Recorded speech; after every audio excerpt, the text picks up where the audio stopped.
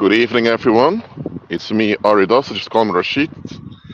I'm your anthropologist, sociologist over here, back to you with another life.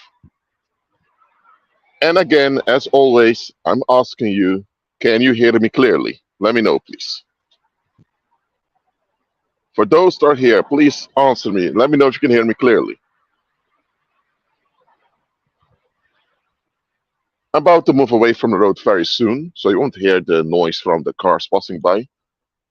I see Aaron is here, Clint is here. Hi, Clint. Q is here. The rest is here too. Let me know in the live chat you're here, please. Oh, and by the way, if you're on the road, please pay attention to the road, please. Thank you very much.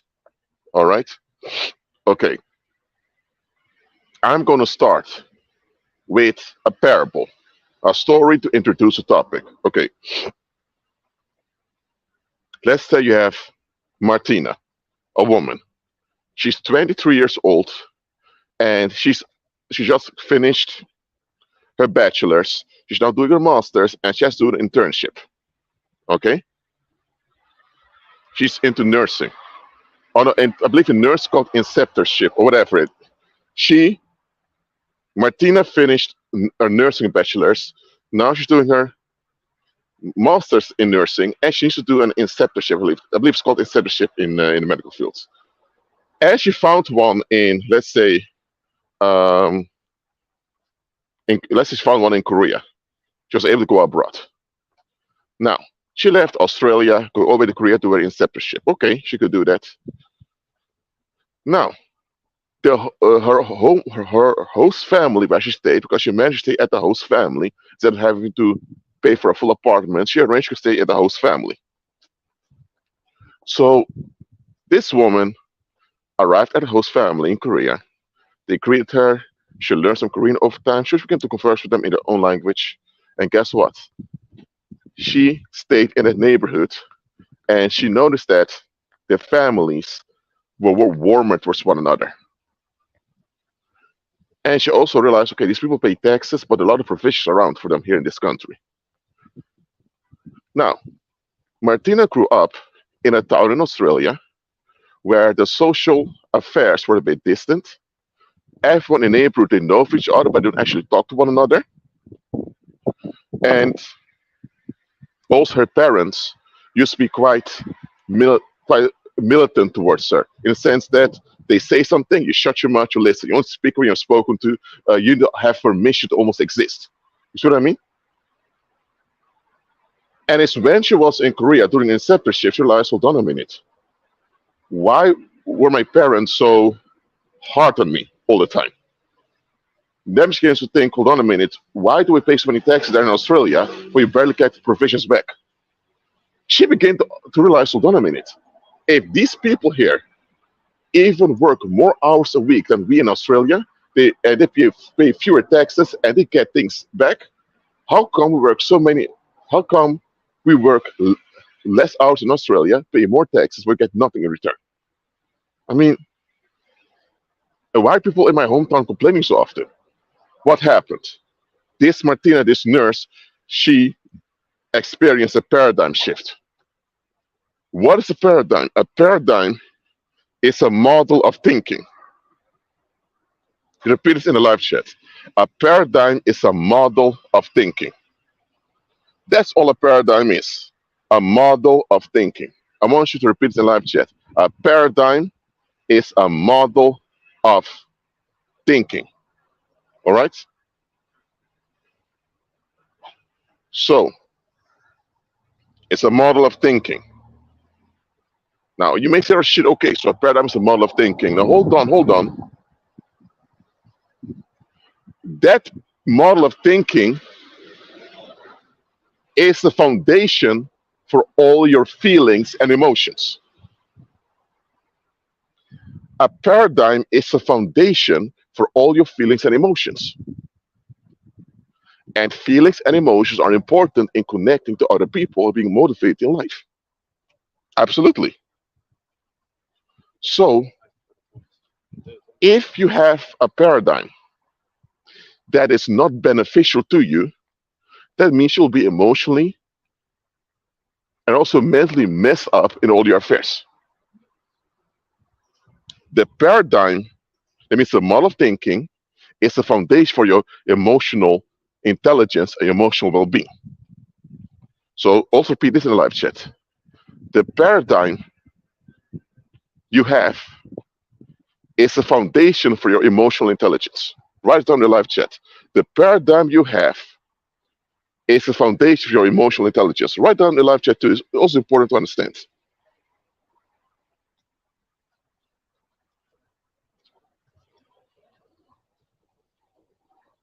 The paradigm you have is foundation for your emotional intelligence. Write that in live chat too. Quite important. Just let me explain this to you.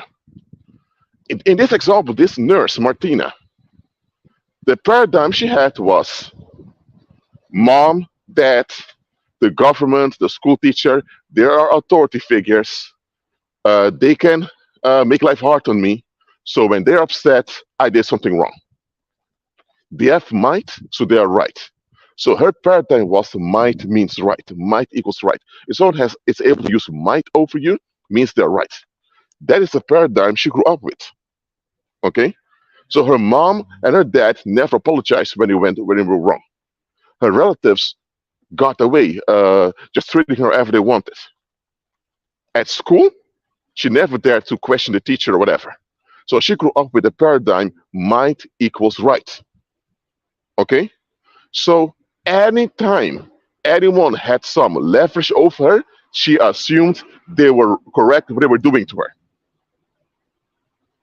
Even when she knew deep down inside that something's wrong over here. But hey, that paradigm helped her survive bad situations. Because indeed, the people in her environment operate on this paradigm might equals right. So people in her environment always looked to have a leverage. People in the environment always were out to look for to have a leverage over other people. So that was a culture she grew up in. Might equals right. So that means anytime someone has a leverage and you question them, they think, hey, might means right. I have a right to do this, I have the ability to. Unless you are the police officer, you can stop me, you have nothing to say. So this might equals right mentality she had, that was the paradigm. That paradigm hindered her emotional intelligence. Because anytime she felt off about the situation, she should have realized, you know what, let me look into the situation further. She never did that. Why? Because she was modeled in her mind that might equals right. Now, she moved out of Australia, out of the hometown she came from, and she lived in another community, in this case, a Korean community.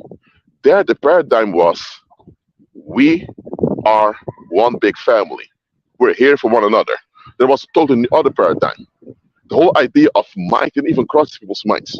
Yes, might was there in society, but even the police officers, the people in that society, realized, okay, if we have might, it's there to benefit the community. So she now encountered a far better paradigm. Now, question to you. Can this Martina, after she finishes her inseparship in Korea, go back to her toxic hometown in Australia and function like before? Can that happen? Can that realistically happen? Let me know in the live chat. Let me know your answer. Can this nurse, Martina, who finished her inseparship in Korea, can she go back to her same toxic hometown and function like nothing happened? Is this possible? Realistically speaking, let me know in the live chat. I got one answer already. I want all of you to answer. Is this possible?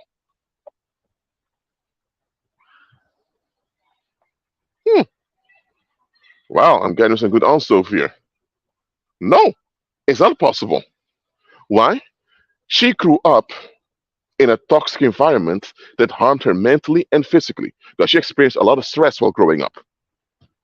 And it's so let's get it straight. She experienced a better paradigm, a better way of relating to other people. That means now she's going to realize, I don't mean my mom, my dad, people at church, the police officer neighborhoods, even people at school, people at university. Wow, my goodness. None of them really loved me. None of them really cared about me. So if once she comes back to Australia, she's not going to be comfortable anymore. She's going to think, what the heck, I need to get out of here. Why? Because she has been delivered from that toxic paradigm by being exposed to a better one. But here's the thing, she is not recovered. I mean, yes, she has been delivered now at age 23 from that toxic paradigm, but look at this. All the years she operated that paradigm, it caused a lot of stress in her body. And all that stress in her body took a toll on her physical health. So, okay, so let's say she says, you know what? I don't want to be here anymore. Let me move to another place. She moves to New Zealand. 10 years after moving into New Zealand, she's married, she has children, and now she has to go to the hospital often because she has health issues. Guess what? She couldn't figure out why she has all those health issues. That the chronic fatigue, the infertility issues, she, her period is irregular, all of that. And now the medical doctor tells her, listen, you've gone through a lot of stress in your life. And all the stress took toll of your body, and now you're experiencing the consequences. And now she realizes, oh dear. So the way I grew up, that toxic paradigm affected my health. And now late in life, I'm facing the consequence. So that's what have happened. So at age 23, if she's delivered, but she's not recovered. If she does not recover, that means late in her life, the consequences of that toxicity still going to haunt her in the form of health issues. So she got delivered. Now she has to recover from the past by working on her physical health, getting involved in better relationships, so that the past is processed. All right.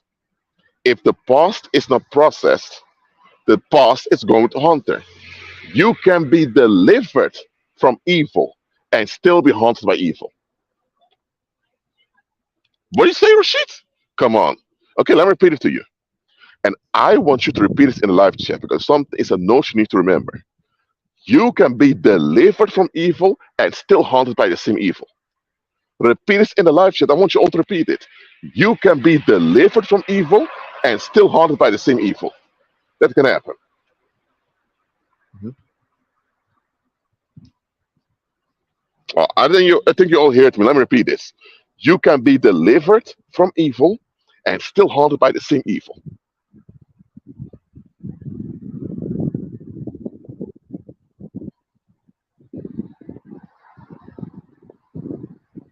For example, let's say your father was beating your mom often, okay?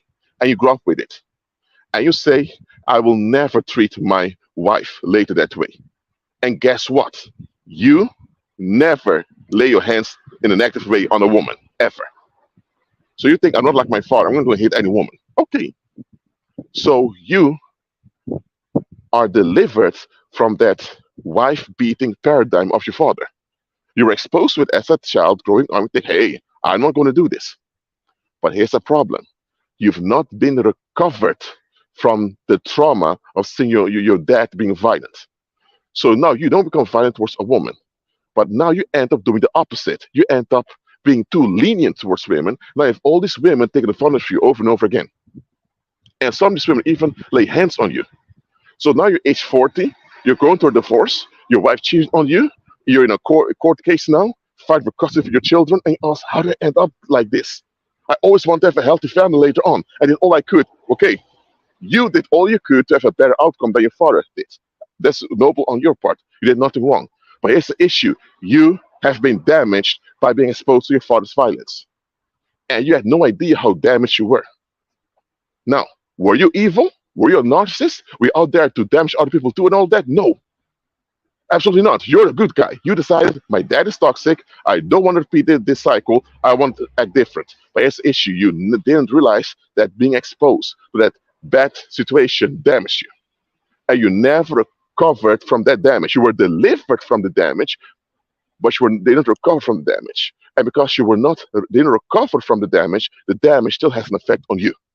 Now, you're not laying hands on women. You're not beating them and all that. Instead, now, you're the one being victimized. So the cycle of victimization passed on from your mother onto you, the son. You thought, hey, the cycle of being violent towards women that my dad had to stop with me. Okay, that's true. But the victimization that you were exposed to as a child is now haunting you as an adult. Why? Because you were delivered from that toxic victim paradigm. You were delivered, but you didn't recover from it. Okay,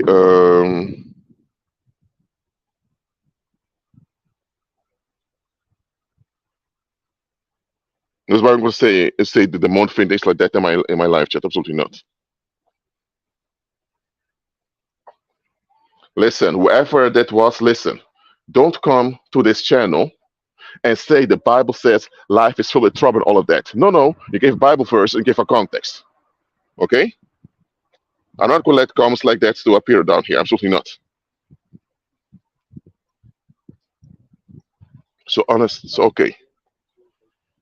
Is it clear to you now why it's important to recover from things instead of just being delivered from things? A lot of us think being delivered is the final. Oh, I'm delivered. Okay, you're delivered, but did you recover?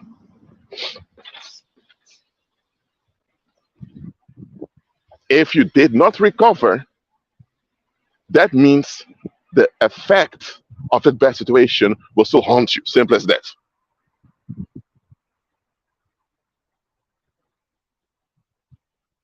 I don't care how good your intentions are. I don't care how much you read the Bible. I don't care how often you go to church. I don't care how much you decree, declare, pray, and fast, whatever. I don't care if you can quote scripture. I don't care if you know the whole Bible from your head. I don't know how many good deeds you do. I don't know I don't care how loving kind you are. If you don't recover from a bad situation, that bad situation is still in place in the effects you're going through. Now, the bad situation itself may have ended years ago, maybe decades ago, but the effects of them are still there. So it is as if the bad situation is still ongoing.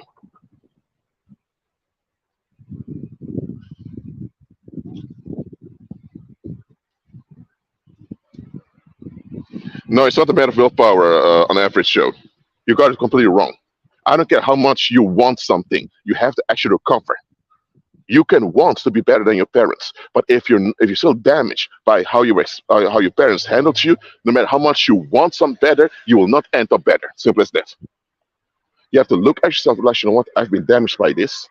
This is how deep the damage goes. You know what? I need to recover.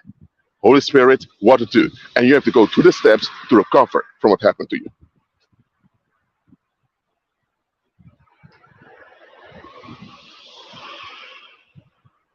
It has nothing to do with sin, sin, sin. That's church mentality.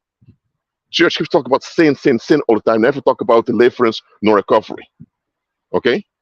And that's why you have to be delivered and recover from church.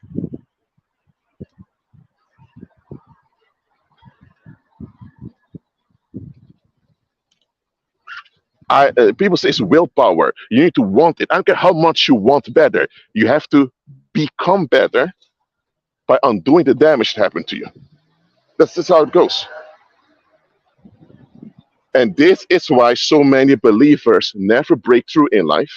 And this is why so many believers end up in the same bad situation over and over again because they are still damaged from the bad situation that happened years ago.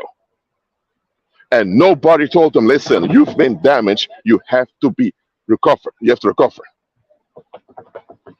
The recovery is called redemption in the Bible. So when the Bible talks about the redemption, it does talk about salvation. Salvation happens when you became born again. Redemption is the consequence of the fall of man being evicted from you. So that even in this lifetime, with the world and its fallen state around you, you live prosperous and safe. Redemption is about you recovering in the here and now and being prosperous despite the violence of the world. That is redemption. But very few believers have redemption. All believers are saved, all believers have salvation, but not every believer has redemption.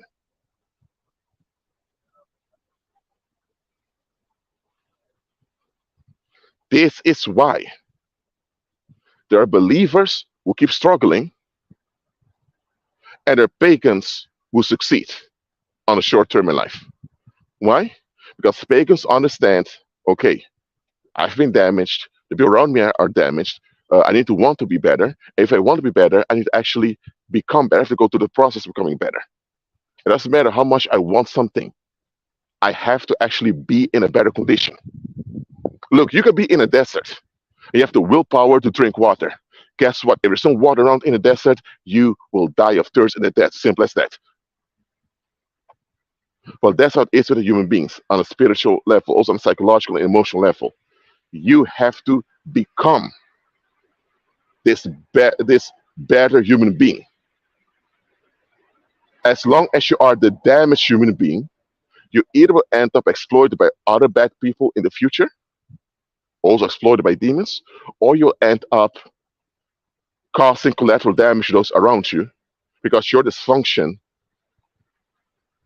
can also damage other people. It's one of the two.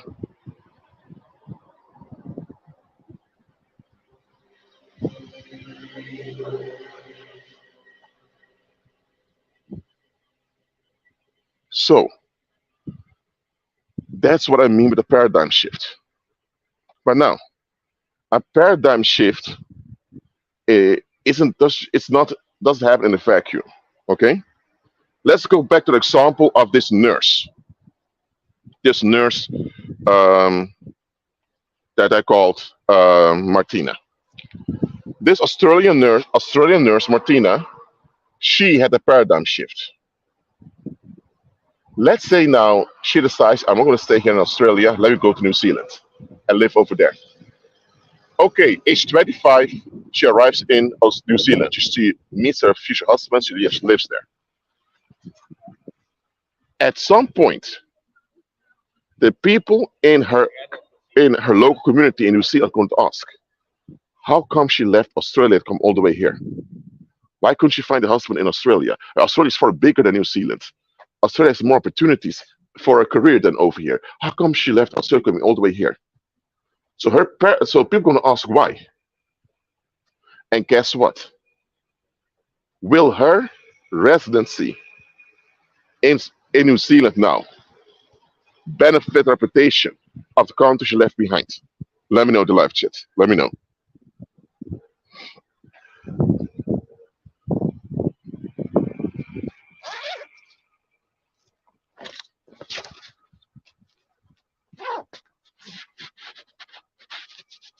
Okay, let's go back to the example I gave of this nurse, where this paradigm shift and said, I'm going to leave this country behind, and also toxicity. I move to another country. She's in a new country now, in this case, New Zealand. She lives there. She's a husband, she has children. At some point, the people are going to ask, why did she leave her home country and decide to settle over here? That question is going to come up. When people begin to look into her life, will this benefit the reputation of her homeland?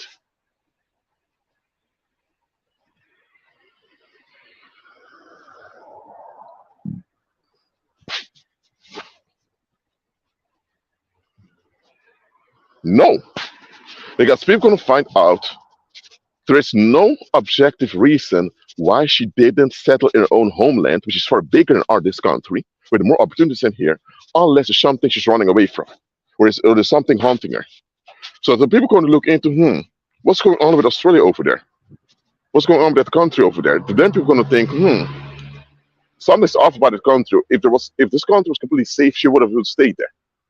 The fact she's here with us in a country that's not where she grew up in, insisting on having a life over here, means that she really wants to go back to her own country.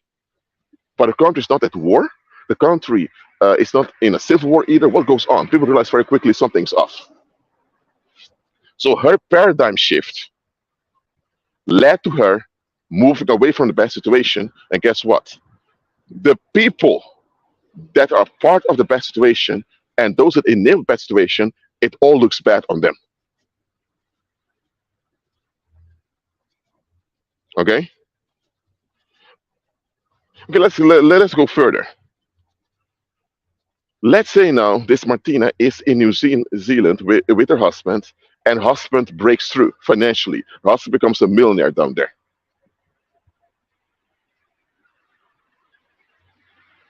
Do you think that the breakthrough of her husband is going to bring retaliation from Martina's home country on Martina? Let me know what you think.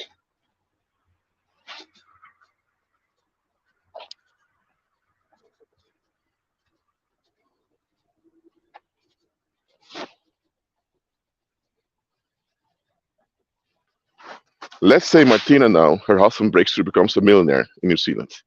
Her husband is a native New Zealander, and she's from Australia.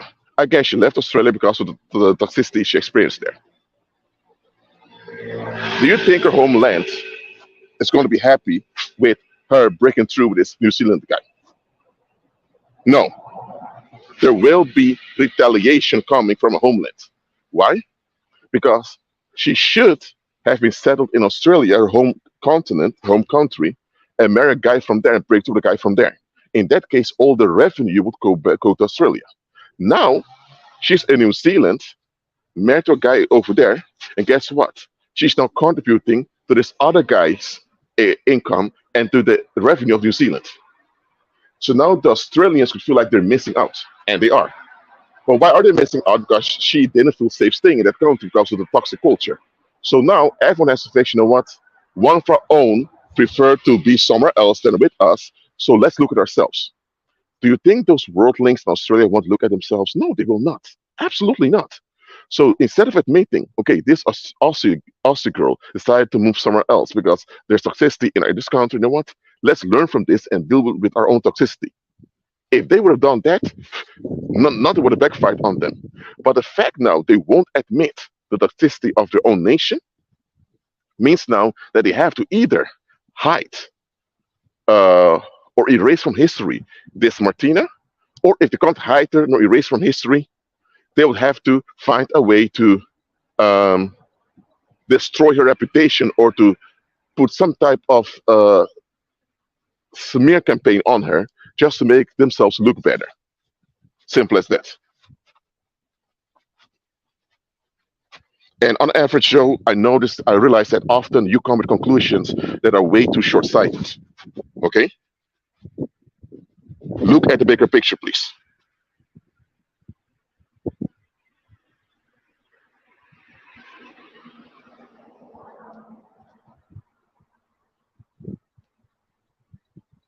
Stop looking at the individual level, look at the community level, what it does to the community, and how the community is going to act. Because as a human being, you're dealing with communities. Okay? You can't just look at it from an individual, what I want as an individual. You have to look at the community level, what happens at the community level. So this is what I want to teach you here. A paradigm shift for the better will always backfire on those who hold on to the old paradigm. Anytime anyone gets a better paradigm, it will backfire on those around them who hold on to the old paradigm. Simple as that.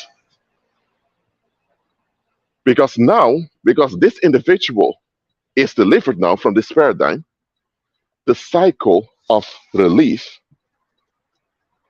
cannot continue.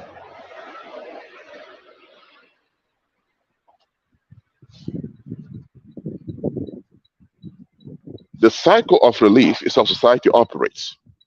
Nobody faces anything in life. People just want to be left alone. And if something bad happens, they call the cops or they let external parties deal with it so they have ease. And this cycle implies nobody really deals with anything. Everyone keeps their mouth shut. And this cycle, it will harm people from time to time. It will be favorable for some, but at least the community can continue in their ease.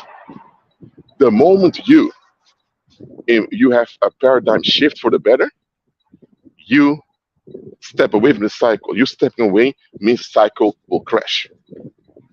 And who will experience the crash of cycle? Those who are still in that paradigm. Compare it to a dam breaking.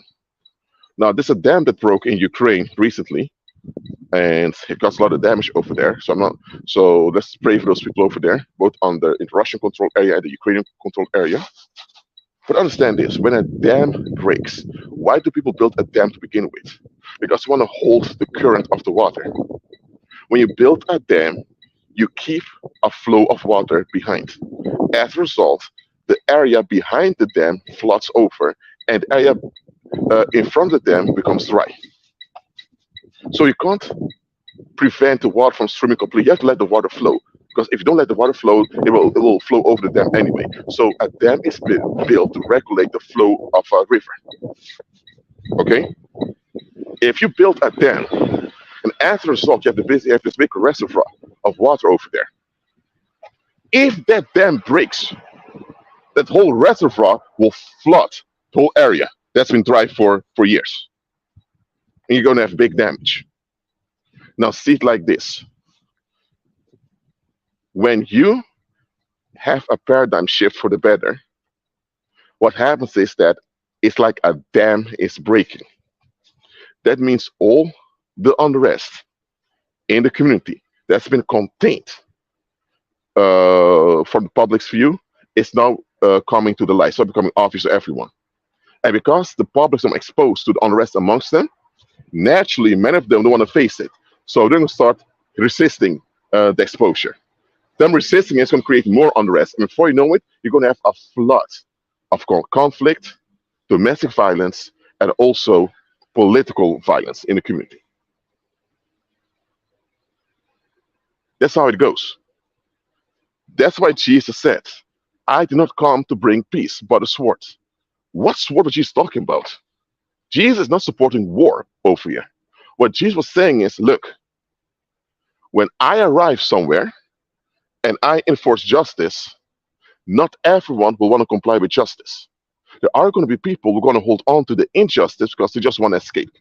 Well, those people end up crashing and facing bad outcomes because they keep holding on to the old. Because when I arrive, I shut down the escapism that makes injustice possible. So by me shutting down the relief mechanism of the injustice, anyone who persists in the injustice will end up losing their mind, losing their common sense, and crashing. So now, because Jesus arrived, people are forced to become better and safer human beings. And if they don't, their own resistance will end up killing them off. Simple as that. So that's what Jesus meant with, I came to bring a sword, not peace. Jesus is not saying I came here to start fights. Pick up your weapon, start fighting. That's not what Jesus meant. Jesus meant is, look, people are going to go at war with you when you have a paradigm shift for the better. They will. People go to war with you the moment you have a paradigm shift for the better. Because your paradigm shift for the better forced them to realize you don't mean it. Why do we participate with this thing, with this bad situation? Why did any of us even want better? Them have to face how damaged they are themselves by putting up with this is something a lot don't want to go through. They just want to blame it all on some external party and just move, quote unquote, move on. Simply keep escaping. You existing in a better condition than before is proof that they were in on the bad situation and that they are blameworthy and they lack quality as human beings. They don't want to go through this. So understand, when you break through in life, whether you having a better paradigm shift, or you're just breaking through financially, whatever, you are breaking a dam. You are breaking a psychological dam in the community. So all the sleeping dogs over there will wake up.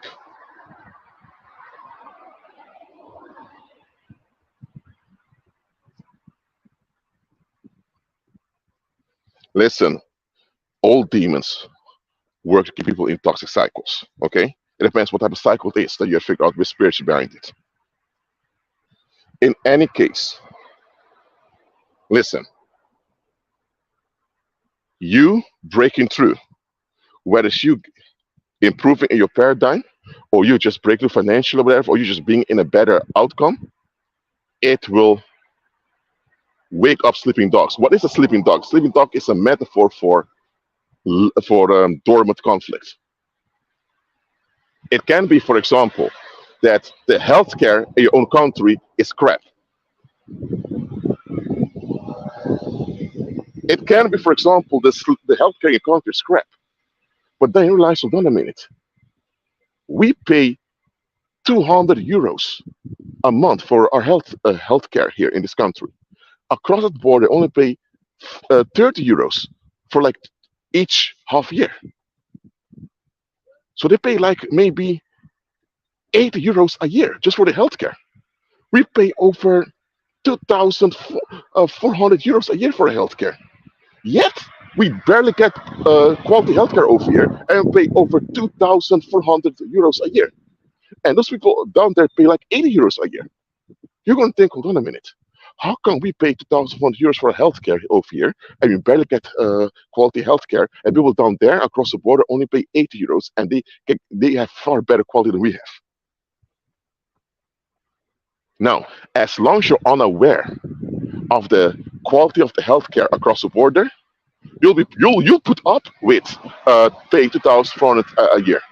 But the moment you're exposed to it being better down there, you're going to think, someone needs to explain something to me over here. You're going to ask your parents. You're going to ask the people in school. You're going to even write some to politicians. You're going to ask your medical doctor. You're going to ask, okay, what the heck is this? Why is healthcare so bad over here and we have to pay so much? And the moment you ask those questions, a dam is broken. All the people who suffered or even died due to the poor quality of healthcare in the country is all coming to the light now. So people that loved ones who passed away due to bad healthcare, it's going to trigger them to realize, oh shit, I've been neglected by the community. That anger is going to come out. All the other people who benefit, all those corporations who benefit, who make medicine, who benefit from this toxic healthcare, they're going to think, oh shit, we're going to lose our income. The criminals who benefit from offering drugs illegally also going to think, oh shit, we're about to lose our income too. So you calling out the bad quality of healthcare in your country by showing proof is going to make you a target, because the dormant conflicts there are going to be exposed. And once they're exposed, it's like a flow. It's like a dam breaking and a flooding an area. None's going to be the same anymore. And often it's going to be worse off for the people also, because now they have to face the damn conflicts should have been dealing with a long time ago. Is it your fault that things are going to get worse in the community? No. Things were already bad in the community. It's just that you figure out how bad they are, and now that you realize how bad they are, and you don't act according to that paradigm anymore, now you acting better will expose how bad it is, and now people will escalate because they want to deal with it. If people would deal with how bad it is, nothing would escalate. But because people don't want to deal with it, things escalate for the worse. So the sleeping dogs, the dormant conflicts, are now waking up. Now look, I make live streams telling you don't let sleeping dogs lie. Don't wake up sleeping dogs. I meant don't go on purpose triggering conflicts. Don't do that. But just know you breaking through or improving by default will wake up sleeping dogs. Just don't go out there waking sleeping dogs on purpose just to improve something and cause trouble. All right? Amen. So let's get through to you. Anytime you improve, anytime you break through in life, it will wake up sleeping dogs. It will reveal how bad the situation was. And once the public has to face how bad it is, they're going to become resentful. And guess what? At some point, they're going to blame you for everything. Simple as that. So when you break through, as I mentioned, break through in a wise way and let sleeping dogs lie. Yes, you breaking through and improving will wake up sleeping dogs anyway. But you don't have to wake up all sleeping dogs. Some sleeping dogs will be awakened by you breaking through. So be it. But you don't have to wake up all sleeping dogs, if you get what I mean. So if you realize how messed up the healthcare is in your own country, you know what? If you notice that things are getting too bad over there, you know what? Move to another country, and you don't have to deal with all the rising tension.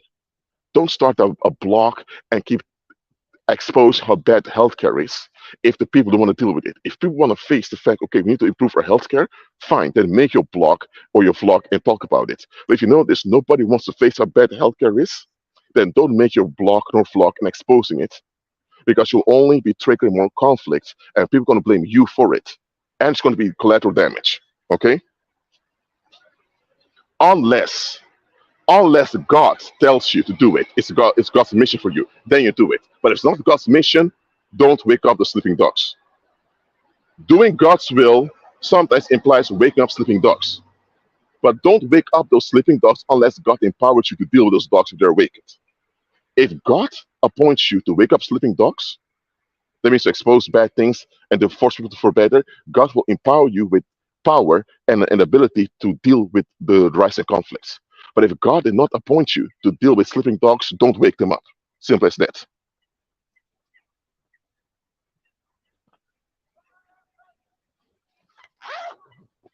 All right. I don't have much more to say for this live stream. I mean, I covered all I had to cover. Are there any questions about this topic? Please let me know now in the live chat, please.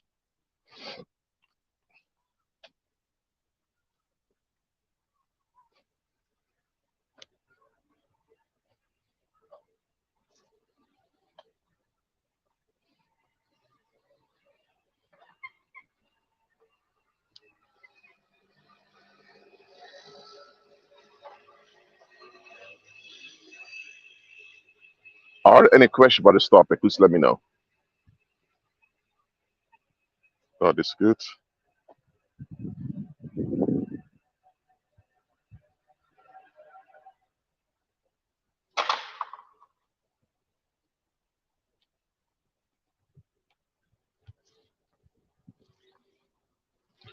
In this case, on average, Joe, you just have to move on to better places. In this case, those people really don't want to change for the better. So let the other sleeping dogs lie, please. Enough sleeping dogs have been awakened already. Step out of the situation, simple as that.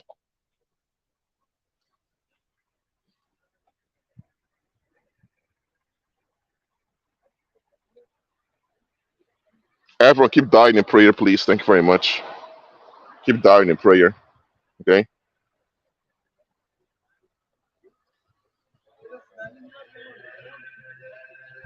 Mm,